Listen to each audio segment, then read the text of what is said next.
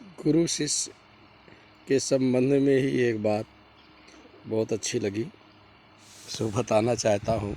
एक हमारे मन परिचित हैं, नमस्कार। उनके प्रश्न होते हैं पलटू दास कि जी आध्यात्म में कुछ का नाम लगना नहीं पलटू दास चाहिए। कैसे पड़ा, इसमें एक शॉर्ट वीडियो है।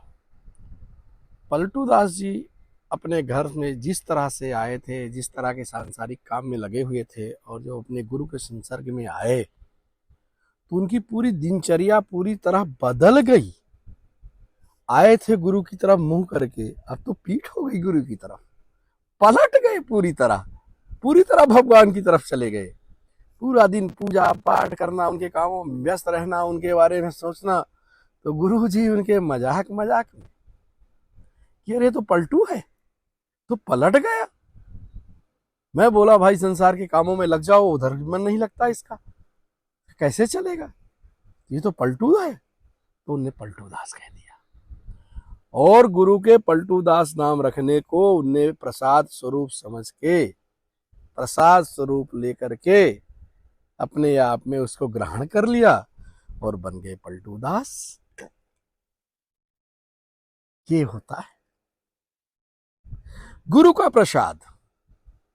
गुरु के नाम के साथ अपनी आइडेंटिटी ही मिटा दिया कि मैं क्या था।